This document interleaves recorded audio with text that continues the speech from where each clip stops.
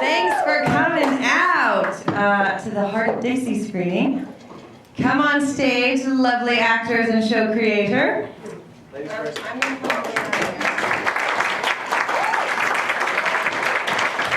With us today, we have the lovely Leila, who is the show creator. And very excited to have you here. This is your first time here in Austin, correct? It's my second time in Austin, about my first time. Do they need it? Do you guys need the mic? No. Not Cool. Give it to Scott, he'll sing. So this is your, I know he's got a good voice. We'll get there. So this is your second time in Austin, but your first time at the festival. Correct. Awesome. Okay, well, we're very happy you're here. Thank you. Okay. And next we have the lovely... Never been described as lovely. Wilson is my name. What's your last name? Bethel. Sorry, inside joke. Who you know plays Wade, and then of course Scott Porter, who plays George. All right, so they just want you to sing now. That's all they care about. Scott Porter. It was a slow clap. No. You just didn't let it build. It- I feel like Mr. Holland's.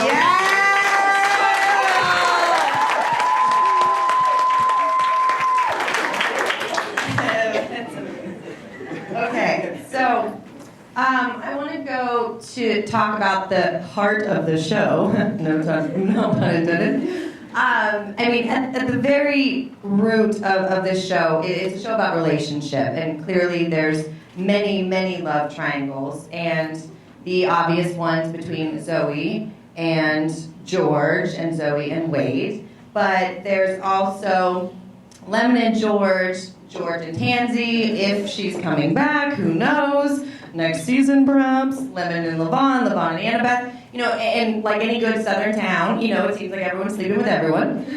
So, when you created the show, did you know you wanted to, was your goal to create a show deep in relationship, or did that kind of present itself to you as you were seeing the different chemistries with different characters, and when it really came to life? How did that, what was your goal in creating the show, and then how did it grow once you started actually seeing it come to life?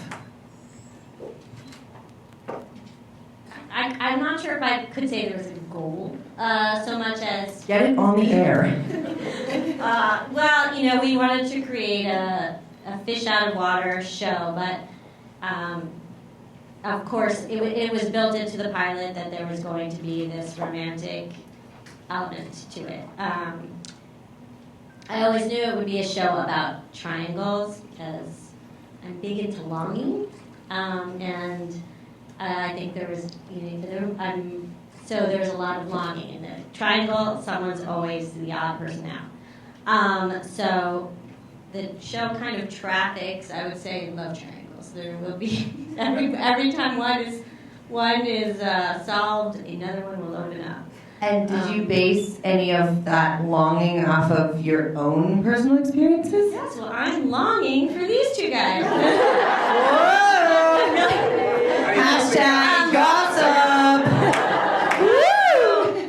You know, I think that longing, well, I wrote on the OC and Gossip Girl, and we did a lot of longing on those shows. A little bit less longing and more actual doing. She actually does mean doing. I don't know if you guys know this, but she was quoted as, you got recognized for your sharp dialogue on the OC. Did you know this? I know this about you. By you? No. It's a known fact about you. You got recognized for your sharp dialogue, which I like. It means you're sassy. And sharp, you know. But I think that, this is a show. This show, we wrote the show. Its target audience is women. Women. You'd never have guessed it looking at this audience. We are looking for. Wait, can I see? Yes! And this guy. I'm going to say the three men in the room are on the aisle. And these men. And one of them is Scott's father-in-law. But I think that every woman has the experience of wanting someone who doesn't want them back. And, you know, it's also about, I think in the pilot episode, and it became more apparent in season 1, that everyone was with the wrong person. And it's kind of a show about timing and destiny and taking that leap when you have the chance to take that leap, and forbidden romances. Forbidden romance. Uh-oh. You guys, it's not even nighttime yet. It's gonna turn edgy. Jade! All right, so moving on to the bromance over here. Guys, talking about relationships, your show is very big on ship names. We've got Zayd and Zorge. The ugliest shipper name. Zorge. Zorge. I think it's so funny though that this is what's great about Leila and the rest of our writing staff is they're really not afraid to let the audience in on the joke or let the audience's jokes seep into the show just a little bit. Like when Leila and I sat down before I took the role, she said, I created Bluebell as a place that I dreamt of moving to or being from, because she had always imagined this would be like the perfect place to dip your toes in the water. And I had lines that she like specifically told me when we were talking about the show that I said in the pilot episode. Like if you call it, she goes, why do you think I'm doing the show? But you know, if you call a place, you know, boring where you know your next door neighbor and you never have to lock your door and you can dip your toes in the water while sipping a mint julep if you want to on a what should be a busy Monday evening. Like you know, when you're starting your week, that's the perfect place to be. I feel like I'm in the middle of a moment here. It's a pretty huge moment, and you're directly in the middle. But You're in a love sandwich right now. How does that feel? It's like the show. what's so cool is that she was so generous with sharing her dream of this little town with the world. Now you guys have basically been invited into which is, you know, well, some people are guarded and won't share that, you know, and you know, there's a lot of longing, like she said, though, in this town, because all the people are very interesting, but they're very real people in this like kind of cutesy imaginary place. And so with the town being so crazy and out there and dreamlike, then you have to ground the rest of the show with the characters, and that means, just like she said, things get sloppy when you bring humans into the mix, I guess. And that's where all these triangles come from, because you can't stop feelings. Exactly. And going back to the ship name, because I'm really excited about this. You can't stop feeling. So, did you know? Point. That's what I said. Yeah. I love that Reggie. I love that Reggie says, "Oh, Joey with the G is too confusing," because I'm pretty sure like somebody out there on a message board somewhere probably had that exact argument when they were coming up with Zorge. Is it Gooey, Goey? How do you put George and Zoe to? Is it Gooey? Zorge. Exactly. But no, you touched on a good point, which is, did you guys have any idea when you were reading the script or signing onto the show or playing your characters that it would create this, like, I mean, people are hungry and they're either hardcore for Zorge or Zayd, and how do you engage? I mean, do you engage with your fans on Twitter? Do you speak to them about the ship name? Are you kind of like, that's crazy and weird, I have no idea what's going on, I'm just going to do my job? Like, what is your take on the whole thing and how it's manifested to your fans? Yeah, I mean, I think it's great anytime people are getting excited about characters and relationships in a show. I think that obviously means that the people who are watching it are invested in it, and that's about the best thing you can hope for. You know, I think it's probably best to kind of stay on the fringes of it, as you know, as far as like getting involved in what people's you know, wants and desires for the show are. You know, let them fight it out in the pit. Oh, you want them to fight for you? I see how it is. Okay. Well, It's like, you ladies do it out for me. It's funny because, I mean, every other show I've done, I've never been asked by the network that the show is on to join the social media application, which is basically, I mean, the CW makes its money off of alternative revenue streams, which are, whether it's online or, I mean, trending worldwide means something to the CW, and it means something to the people who place their products and pay for, you know, for a lot of these shows to be on the air, basically. And so I joined Twitter, and whereas before I could avoid message boards if I didn't want to know what the fans thought about a show, like on Friday Night Lights or on The Good Wife, I didn't have to. I didn't have to know. You know, I didn't have to know until someone stopped me on the street and they're like, "You're so mean on The Good Wife." You're so much. I'm like, "Oh, well, thank you, thanks for telling me that in person. It was really awesome." But now with Twitter, like, I joined specifically for the show, and I can't. I know when an episode is aired, I'll tell you that much. I'll know if Zoe's done some scorned Wade in some way because I'll feel it. Yeah. I'll feel it in messages directly at me, which is kind of interesting because I think honestly like that. I'm not on Twitter for that reason. I'll let you guys handle it. Lila's too cool for Twitter, whatever. No, because I could not. I would be in a ball on the floor. I lurk occasionally, and you know, people are very, very, very passionate, which is good. But People can be mean. People It's not can be even that so people are passionate. mean. People can be mean. People can be so Yeah. mean, and you guys are, you know, your phone buzzes every time someone's like. Well, there's a button for that now. You turn it off. Yeah. But yeah. But Your phone was then vibrating 2 seconds ago. You want to tell us about it? I'm really busy, so that was Spielberg. But I told him I was doing a panel, and I was like, "I'll call you back, dude." But it's like my mom always said, if you're going to take the good, you have to take the bad. Like, as many people compliment you for something, then you got to know that there's always another side of the coin. And, you know, this world has been changed, and it will never go back to the landscape that television was before.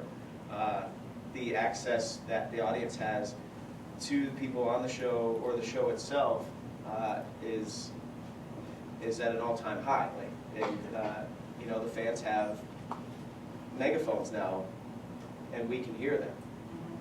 And that's why I think it's kind of brilliant the way Leila and the rest of the writers really approach this changing world and choose not to ignore it. And they let it into the show here and there. And I think the fans really get a kick out of it. I don't know, do you guys, like when you hear Zorge on the show, and you're kind of like, "Oh, wow, like that's our thing." And they know about it, and they you know, I think it's really cool. I think it's a way to give back to the audience. So Leila, coming to you for a second, you said you choose not to be on Twitter, and Scott, you touched on a great point. Was that actually in the writers' room? Was that something that came up in conversation? Were people tracking that the fan base had a big impact and you should incorporate in that show, or was that how did that come about? And also, I'm really curious. Do you have a favorite shipper? One or the other? Yeah. Between these two guys? Oh, no. I don't know. My favorite name, though, my favorite shipper name would be Lemony, if they were ever to get together. Lemony. Oh, that's cute. That's adorable. I think it's weird. It's like get something out of her. I think it's weird because that's what Brick calls Lemon anyway. I know, it is your I like shipper. Lavana Beth. Lemonade's sweet. But how did that come about? Because you touched on a great point. I mean, the entire platform for marketing and social media has changed everything. And you guys can be your own publicists in a way, and promoting the show and engaging fans more and more. The more you live tweet, the more they tweet back, you know, and so on and so on. So was that something that you saw building with the fans and as an opportunity to add it to the show, or was that always part of your plan? I mean, we reference it every now and then. I guess in my imagination, Dash DeWitt he's he's like he's the blogger for Bluebell. And so he has shipper names just because he's that kind of guy. So it was in character. You know, it obviously was also a little not fans, but I didn't necessarily intend to break the fourth wall. Got it. Well, it is cool. I don't think very many shows do that. It's very cool. So, guys, now Wilson, you play the bad boy. I think it's safe to say. I wouldn't even say he's like Every time people introduce me as a bad boy, I'm like, did I miss the episode where I murdered a man? Look, you wear flannels and you have greasy hair, and Bluebell, that's so bad. Greasy hair, slow down, sister. Look, man, I'm wearing a hat for a reason. I think it's hilarious because Wilson was on a panel with badasses of the sea cover. It was like a demon hunter and a vampire and a super spy and Wayne. Yeah, I drink a beer on TV one time. A real bad boy. You're a naughty boy, you. So you're the bad boy. Let's just get that straight. But in real life, you write poetry, correct? You're a big writer?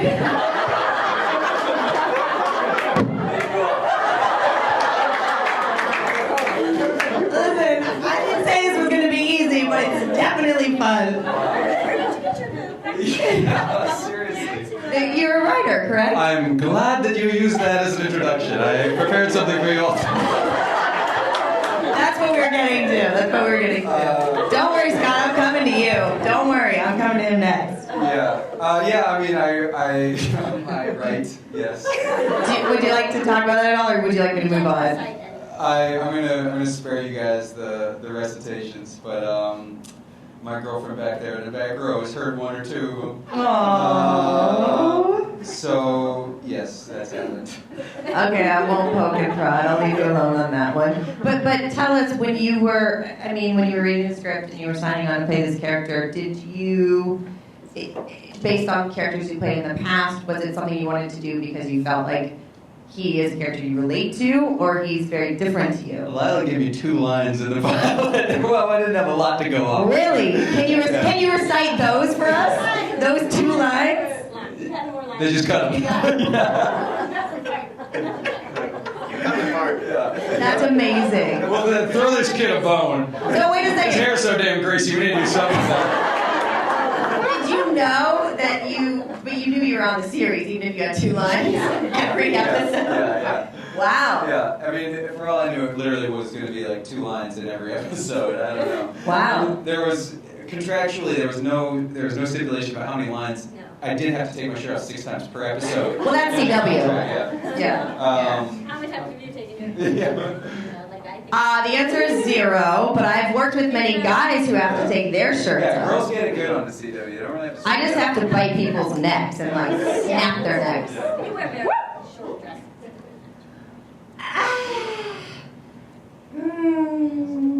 Sometimes. Sometimes. All right. Yeah. I mean, it was from the lines that were there in the pilot. It was already very clear to me that it was a character that I don't know. I just really kind of responded to in a weird way. It's hard. It's funny because you don't, especially when there's little on the page or not a lot. Oftentimes it's just well, I have no idea what this is. As an actor, whatever. But from the very outset, kind of with Wade, for some reason, I felt like I just kind of was oh, I get this. I get who this guy is to a degree. Can I say something? I would love for you He to. was the second person. The show had just been picked up. Can you guys hear her? Can you hear me? Okay. He was the second person to walk in when we were casting all the parts. We saw one person for Lemon first, and then Wilson walked in, and our cast member was like, he's new, but I think he has potential. And he walked through the door, and he read his lines. There were more than 2 at the time, and he left. And all the ladies had turned to her. We were all sitting there, blushing, and it seemed so soon because we expected to see thousands of people for this part. And Wilson walked in, and he deflowered the room. Bad boy Wade.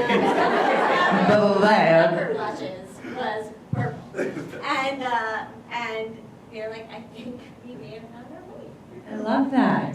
That's amazing. Do you have a Scott Porter audition story? Well, Scott Porter. I got offered the role. There's a story. I only wanted Scott Porter for this role.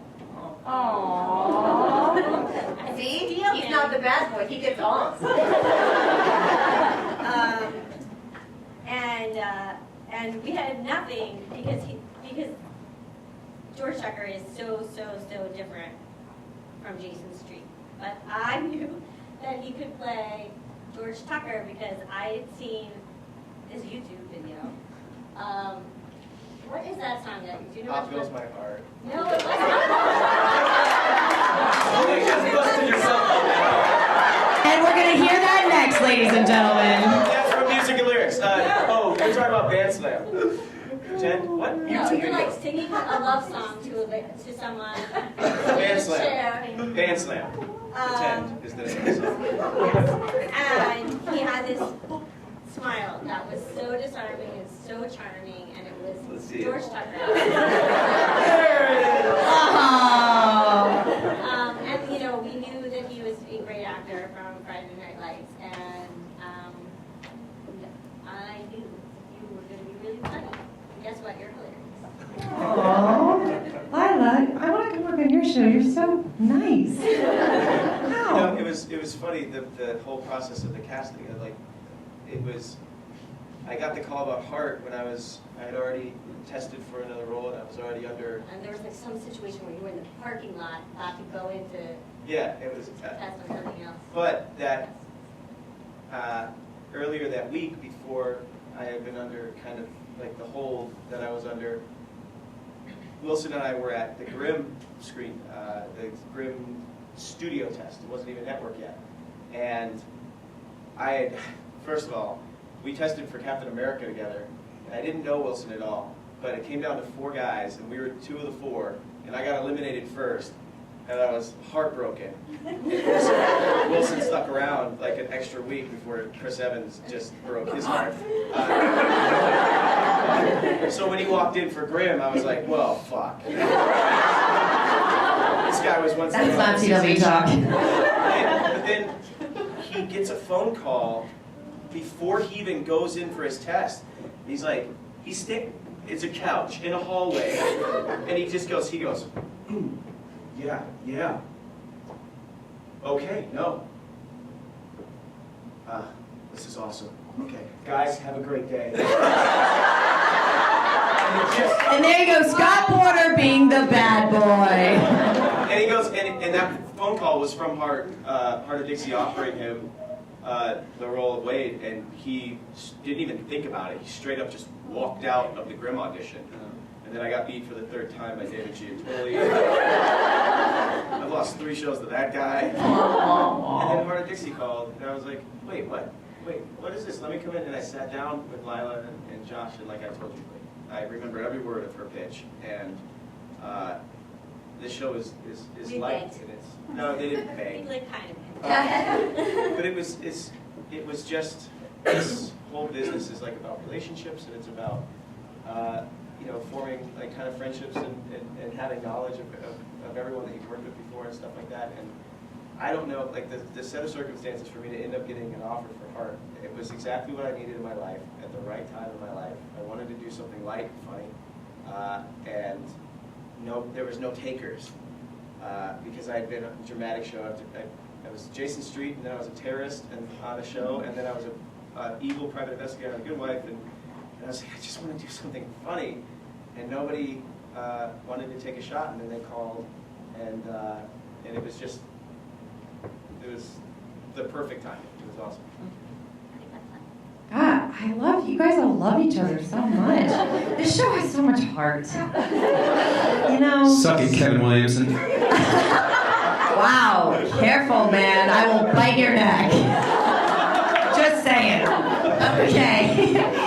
So, getting to the music aspect of the show. Now, I am, Scott and I both we're both from Florida, which is very fun. And I've been eating, yeah. 407 in the house. None of you guys should be proud of this. Back to New Hampshire. Write your poetry. So anyways. But I love me some country music. I'm very happy to be in Austin at the moment. So with this show and taking place in Bluebell, do you have a call or drawing to country music or small towns, or how did you decide to place this show in a town like Bluebell? And did you always know that it would have such strong musical influences? Because I feel like it's becoming almost more and more popular, you know, with Nashville, and you see actors now presenting at the CMT Awards, and there's this ginormous crossover, which I love, because the more country music, the better. But I wanted to know, kind of, was that a part of your idea from the beginning? Well, the show was always going to be set in the South, so that was part of the genesis of the show. It felt like it's a place where I hadn't seen a small town show done before. When I was coming up with the idea for the pilot, the BP oil spill was going on. Wow.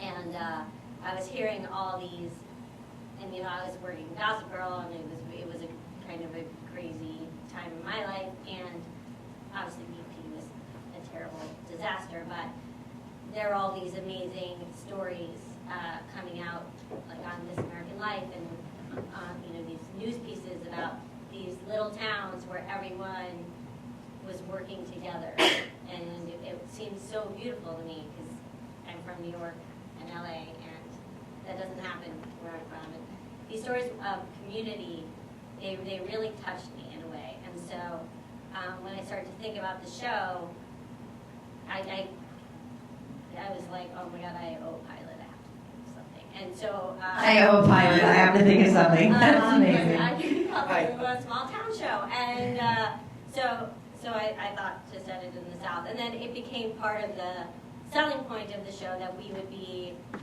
the first show to have a country music soundtrack to it, and you know, there was a rise of country music at the time, so it did help, you know, the appeal that we were going to have this unique sound, which is of course no longer unique, but it still is, though, because I mean, you know, Dawson's Creek had it, and even Life Unexpected had it. You know, CW, I do believe, does great with incorporating bands into their shows, and new and upcomings, and getting people excited about them. But it's so a part of your show. It's a part of the storyline with the emotions. You know, I feel like when you're watching the show, you go on the ride through the music and these people's emotions. And I'm fascinated by it. I can't imagine the show without it. So. No, I mean, the sound of the show. Alex Patsavas, who's our music supervisor, is a genius, and she finds we don't have an enormous music budget considering how much music we use, and they find these little bands that no one has heard of and that we pay very little money for, and you know, and we're really lucky in that way because, and I think this, you know, that is not me. So I think that they're brilliant in what they do, and they send us these playlists. You know, we get them every episode, like 30 songs that are incredible. That's very cool. And then we can't afford any of them, so we get Scott to sing. Well, thank you for bringing me to my next point, which is, Scott, we just saw you perform up there. And question, are you wanting to? Do you know if you're going to be performing more in next season? Is that going to become a bigger part of your storyline? And would you like that? It's not a question for me. I No. mean, he's, you know, we love watching Scott sing. He sang a lot this year. We might pull back a little bit, but why not? Because it's so cute. It is very. I have. It's what's funny about the show, and everybody thinks it's kind of like a launch pad for smaller bands now. They like kind of call and like beg to get their music on. I had two friends call who write country music, and they're like, we have a couple of original songs we'd love for you to record, and just, you know, if you need them for your band, like if George is in a band now and needs some original music that isn't going to cost anything, like let us know. It's free. So, you know, it's kind of funny that the country music is kind of like our soundtrack is kind of taking its own beast. We were the now, first you know? people to play the Lumineers, so I'm really proud. Yeah. Hashtag it. You heard it right here. Also, it was not me, so I just want to say, but hey ho, That's amazing. But yeah, I don't know if I'll you know, George is still a lawyer, but he's also like searching for himself. You know, it's tough when you spend half of your life in one relationship and you don't know much about yourself outside of that one relationship. And last year was growing pains for George. We saw a lot from that. So, you know, I don't know if he'll continue to try and like need an outlet to kind of maybe that's how he vents. I don't know, but we'll see. Well, I happen to know something about you. You thought you were embarrassed with the poetry. Scott and I are from small towns in Florida, and I first met Scott when he was doing something called Toxic Audio. That's not bad. It's not bad, but it is going to be fun. So I was wondering if you'd be so kind to give us a little dose of what you did when I met you. I was in this group. It was called Toxic Audio. We were off Broadway. We had a poster. It was just a giant mouth, and it said "Exploring the Boundaries of the Human Voice." And we do different instruments with our voices, like electric guitar. Like totally, just like electric guitar. It's like, can't everyone do that? Like weird stuff like that, or like. Not normal. I'm really cool. And we would do, voices, or we would do skits where we did a song called Record Player, or a bit called Record Player, where I'd pull a girl out of the crowd. We never said a word. It was like an a cappella version of Stop. We never spoke to the audience, but we'd pull a girl out of the audience, and I'd sit her next to me and show the audience a record of a love song, and I'd put it on the record player, and I would sing a song, Dream a Little Dream. Dream a little dream. And somebody would come out and hit the fast forward switch, and then I'd sing it like a and then we'd drop it an octave, and it was just this weird, very cool show. We won a couple of awards, and I did some beatboxing. And give us a little dose of beatboxing, and then we're going to open it up to questions. But this is just too entertaining tonight, My publicist told me, do not beatbox anymore. So here I am. She literally, the last talk show I did, she was like, Scott, stop it. She didn't know I was the moderator, though, see?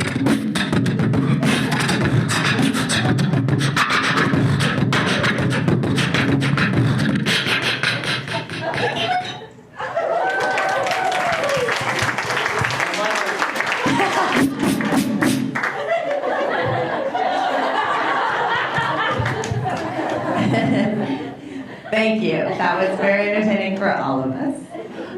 Okay, we're going to open it up for some questions. Anybody? Over here.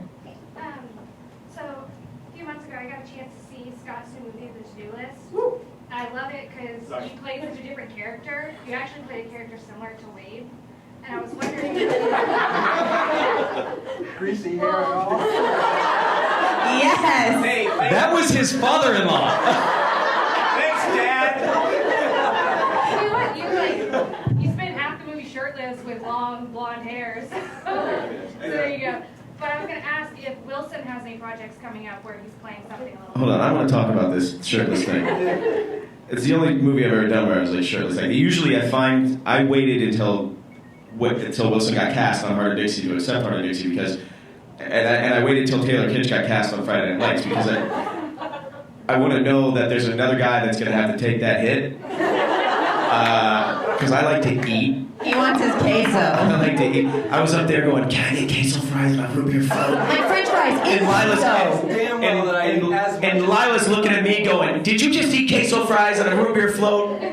We go back to work in 4 months. But I'm always begging. I have it in my contract that you got to tell me a month and a half ahead of time before I have a shirtless scene. So Wilson, I waited until he got there. And I was like, no, Wilson's got 6 times shirtless per episode. I got nothing. He's my bodyguard on that. But on the to-do list, there was nobody else. So and Rachel's in the to-do list as well. So that's a nice little crossover. In answer to your question, no, I haven't ever really played. Well, that's not true. I did an episode of a show once that I played just a good guy. I don't think that was the question. Yeah, she asked if I played. Oh, projects a different character? Projects coming out. Oh yeah. Sorry, I'm doing. Nothing upcoming, but if they're Oh yeah. No, I'm they're sorry. also I didn't different understand the as well, question. so. I've got terrible ADD. You should write about it. So I We're watching Nomads. So I get a call 2 days ago as we're flying down here from Los Angeles. We fly out of Angeles Airport, LAX, on this Southwest party plane that was sponsored for and it's we leave at 7:50 and I get a call at like 7:10. Scott, we're flying out of Burbank, right? We were not. We were all at LAX. I have a hard time with that kind of thing. Anyway, it answered your question, my dear. Yeah. Did you play, what kind of character did you play on Young and Restless? Oh, man. Well, a real bad boy. Again, you're a real bad boy. I think I was in out of jail about half a dozen times. Who isn't on that show, Yeah, you know? seriously. Yeah, I've done a web series now for the CW, and I'm doing another one, which will be out probably later this year. The one I did that came out kind of end of last year, beginning of this year, was called Stupid Hype. Very different character from Wade. I play like a Vanilla Ice type character.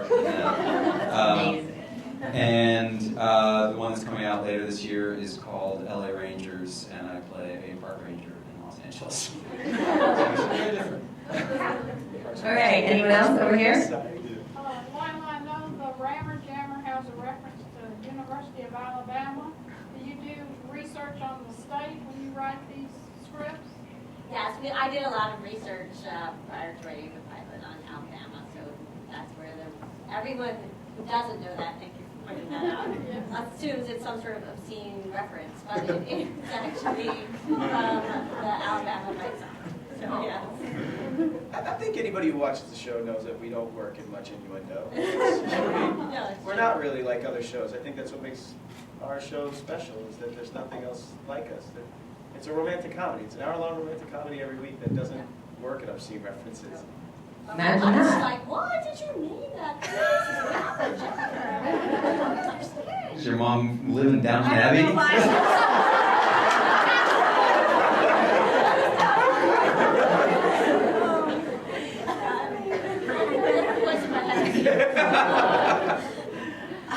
Anyone else? Questions, comments, concerns, beatboxing? Okay, you. Do you take any of like the fans when you have an idea of like where you're going with the storyline? Do you have an idea in mind, and then when you hear a fan reaction, do you take it the other way? Are you influenced by that? If she won't take my suggestion, sister, she ain't taking yours. Let's put it that Bam. Yeah, no, I mean, we're all aware of the fans, but we're not going to change what we're doing on a daily basis because we believe in each other and we believe in what we're doing. And I think, you know, how to put this without sounding, there's a reason we're all on this show, and she created the show. Because I'm Scott Porter, that's why. That's not what I'm trying to say, but what I'm trying to say Have you guys heard of House of Porter? Not sure, but... If you've created something and then you allow just once to take a suggestion from somebody who's not fighting with you, like in the bunker with you day to day, because it's, you know, it's work for 8 months, like really putting the show together, and it's hard work, and it's even longer for Leila and for our writers, and if you take a suggestion just once from somebody, I guess not on the team, or you know, not fighting the fight with you, and then you're opening the floodgates for just a really drastic veering off course of the show. And we love Leila, we love our writing staff, and I trust her implicitly that there is a destination, and it's just like real life. There are bumps and there are bruises that you take, but there's a destination as well, and I'm excited to see where it leads. So we just leave it in her hands and kind of shut everything else out. Beautiful. Well, I'm going to change gears for a second. You'll be happy. You guys, I don't know if you know, but we're also showing a screening of Nomads after this, which is very exciting. It is a pilot that Scott did last year or 2 years ago. Last year? So pre-Hart of Dixie. Pre-Hart of Dixie. It's a pilot that there's a gentleman named Ken Senzel who was the showrunner for Numbers, the TV show Numbers for Scott Free's television division. It's kind of one of their first big hits. And he was a producer, and writer, and creator, and I was going to do a little independent movie with him, with Timothy Oliphant and Topher Grace about this platoon of snipers, and it was going to be amazing, but then the movie fell apart and it didn't work. And It still will be amazing one day. But Ken, moving forward, wanted to do his own show and wanted to kind of still work in like a military espionage type of way, and wrote this pilot. And like I said earlier, this business is all about relationships and friendships, and I think a lot of people miss that fact. But I'm a perfect example of like, just if you treat people with respect, to like really build relationships, human relationships in this business, that it can pay dividends in the end. And Ken did the pilot for it, and CBS forced the CW to shoot it. They had a presentation budget, which isn't actually a full pilot budget. So we shot what is basically half of a pilot. We shot it in 6 days in Thailand, and Ken called me up and said, look, we didn't get to do a movie together, but I still want you to work with me, so please come to Thailand for 6 days. Let's shoot 20 hours a day. Let's get a 30-minute presentation of an espionage thriller together, and let's see where it takes us. And ultimately, the CW ended up passing, but then CBS called me immediately after the CW passed and said, we don't want you to go looking for another job. We're going to put you on The Good Wife until pilot season, and then we have something for you in pilot season. And then that pilot season came around, and Leila called me. Wow.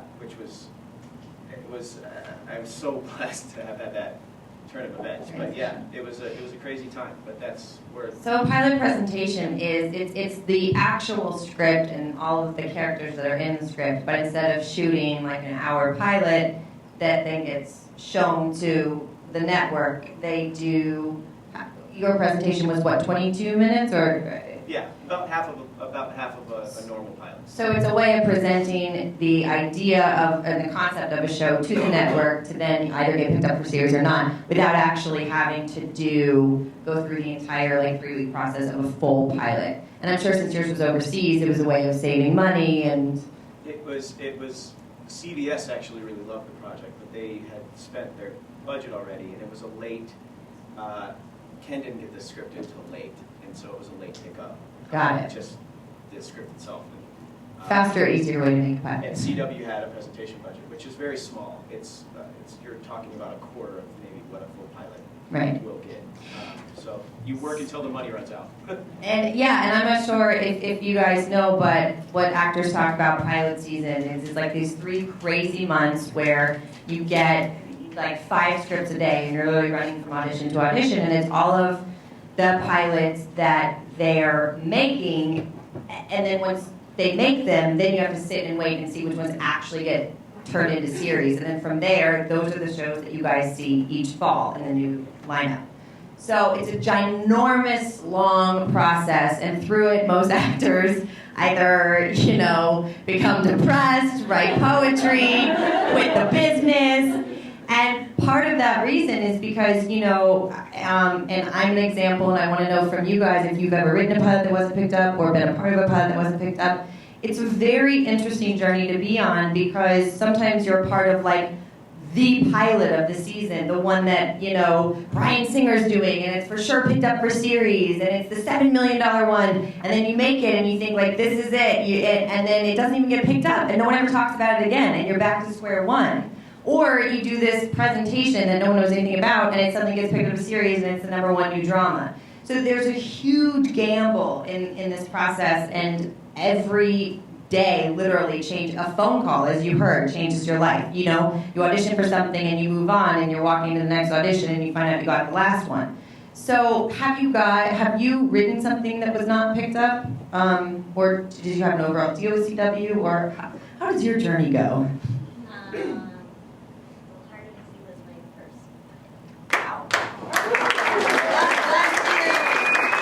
That's amazing. Wow. I will say that I did earlier it was my first time going out as I had been a staff writer for many years. This was my first development season, and I did work very hard on a pilot idea that did not sell. So I didn't write it, but the pitch did not go. And then actually came up with Hart of Dixie very, very, very late in that development season. But it was, wow. So how did you have a standing? You owed a pilot. You said. Oh, and we're as part of my Gossip Girl deal that they did at the year 3 work CW doesn't want to let go of their people. Yeah, Warner Brothers. There you go, Warner Brothers. And what about you? No, I mean. No, pretty much just walked on. They turned purple. I got the job.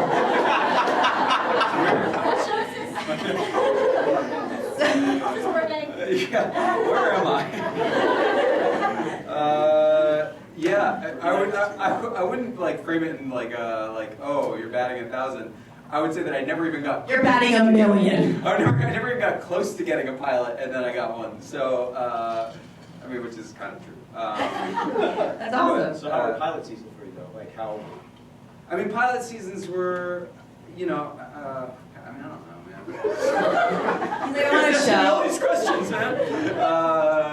Yeah, I had never shot a pilot before. I'd come close on like a number of them. I tested for the OC originally. That was like my first almost break. Yeah. I'm real bad. Yeah, I'm real bad boy. No surprise there.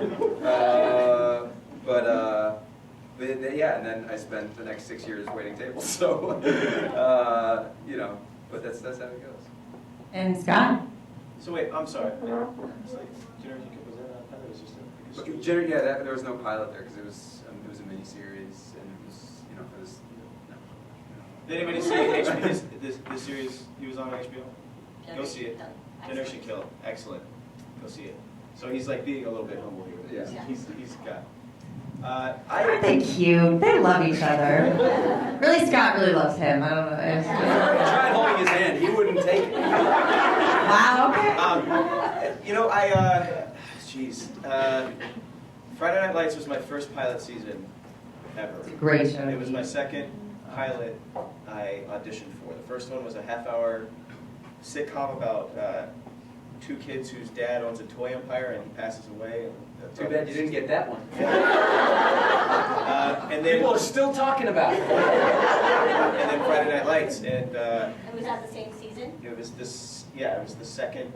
I So didn't yeah, get like the. he could have gotten that first one. Yeah, and so you got to be like, as an actor, you're hungry to just work, but at the same time you have to start to be very choosy, and you can't just go in on everything because once you test, before you even book the show, you sign an 8-year deal with that network for that show. And I think it's 7. I think it's 7. Sorry, I signed 8 with NBC back then. I'd be like. But 7, okay, sorry. 7. Oh, 8 makes a difference. Yeah. 7's okay. It takes 7 years. But that 8th one, no bonus here for you. No, but it was, but you got to be careful because then you can really end up on a show that just has no future, but you were just so desperate that you take something that you just don't believe in. Luckily, Friday Night Lights was not that type of situation. But I did dodge a bullet with the Toy Store one. Because I would have taken it. I was doing an off-Broadway show. I was sleeping on one of my old theme park buddies' couches in Astoria, Queens, and making $600 a week trying to live in the city of New York. And it was pretty impossible. And I would have taken that in a heartbeat, that whatever show people were giving it. Luckily, Friday Night Lights was the one. And but after FNL, I was only on Friday Night Lights for 3 years. The show ran for 5, but I was only around for 3. So I've had a couple of failed pilots since. And I did have a pilot that was a sure thing. It was Matt Passmore, who was the lead on Glades. It was Natalie Dormer, who was Anne Boleyn in The Tudors. She's now on Game of Thrones as King Joffrey's wife, as Marjorie Tyrell. We had just a huge cast. The guy who played Robin Hood on Once Upon a Time this year was in the cast, Tom Ellis. And it was all up-and-comers and all these people with a lot of heat actor-wise. And then the creators were the guys that created Prison Break. And it was for Fox. Fox begged them for it. It was going to be their new spring launch. They This were was gonna- on in Prague, right? 24. Yes, we shot it. I read it. They sent us over to Prague and Europe and trusted us to go overseas to shoot this amazing looking pilot. And we were going to team up with 24 because they were bringing 24 back for their last season. Everything was perfect. And Paul Scheuring actually said the words, we would have to take a shit in the bag and light it on fire on Fox president's doorstep for us to not go. And so I don't know who... Have you done that? I don't know who out there actually shit in a paper bag and lit it on fire. The bad boy! But we didn't go, and I was so stunned. And it was partially because I had been on a show that had gone for a little while, and then that pilot season, it was an arduous pilot season for me. I think I went in for 41 projects that year.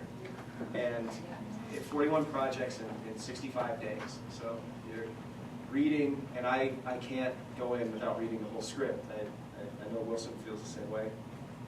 Arielle, I don't know. Arielle? No, I just wing it. So, but there are That's some not true. directors who just do sides and they're like, screw it, like whatever, I'm just gonna read these sides. I'm going. I read the whole script, so it's like it's a long process. It's a long and nutty process. Yeah. And so you guys have heard it here. They're all on the wonderful Hart of Dixie now, but everyone has a different story, and it is and can be very, very brutal at times. So I'm excited that we get to share with you one of Scott's pilots called Nomads. It was the pilot presentation. It did not get picked up, but he was very excited about it. And you guys are like the rare few cool people that get to be in on it. Before we air it, is anybody interested in why I didn't, or do when pilots don't get picked up, do you guys follow pilots, or do you read Deadline and know what pilots are shooting and then are shocked when a show that you thought was a short thing doesn't?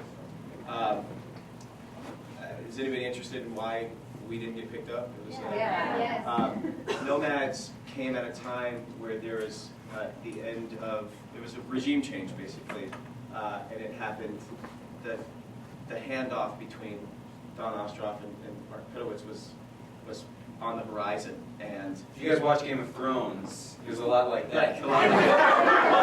But a lot of things happen behind the scenes that, I mean, we're left in the dark about a lot, but I asked and got to the bottom of it because the producers... You're Scott Porter.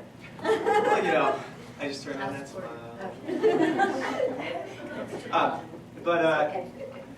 But it was just, you know, sometimes it's the wrong network at the wrong time, and sometimes, like Breakout Kings was something that didn't get picked up and then ended up shifting to another network. And so there's still a chance that this will go... Yeah, sometimes they can put it on hold and then resurface it a season or two later on a different network, you know, because the studio makes it and then they sell it to a network. So it can kind of actually be in the making for years still to come. And like you said, it's a matter of timing, placement, all of that. But CW is a tough place to get a show picked up because up until this year when they picked up a slew of them, they would really only pick up a very small handful of pilots because the CWs, they have great shows that run. Yeah, and they operate under a different business model, so they don't throw a ton of money at the wall and hope something sticks like some of the bigger networks do.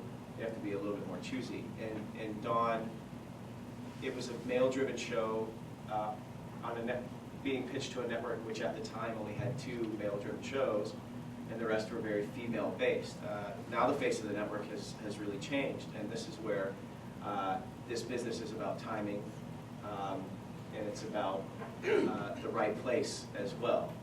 The CW unfortunately wasn't the right place for that show at that time. But also, you know, you guys can help if you tweet about it, if you start talking about it. They pay attention to that stuff. So you guys get Nomads trending, anything can happen. But it's a cool pilot. I hope you guys enjoy it. Please understand that it's not a finished product because you know, you don't get to polish it until you've been picked up. A lot of times it's rough. There's temp sound. There might be temp images in this. I'm not actually sure what cut you guys got from the CW from Scott Free, but there was a producer's cut and then there was a director's cut, so I'm not sure which one we're going to see. But it's cool that this festival allows for these unaired pieces of television history to get viewed, because back in, say, the 90s, even before, you know, before like the internet existed, like was really, it existed like actual living being back when it was just like GeoCities web pages. These things would never, ever see the light of day. And a lot of work is poured into every single pilot. It's like, Leila And there's a lot of them that will never be. She spent a ton of time on a pilot that went to the pitch phase and didn't get past that, which is, didn't even get to the script phase or shooting phase, and then, you know, and so there's so much blood and sweat that goes into these things. So I hope you guys enjoy it. It's a little glimpse. And you guys, thank you for coming to see Hart of Dixie and your support and cheering these guys on. You guys, thank you for a very fun panel. You are awesome. Thank you. And enjoy NOW.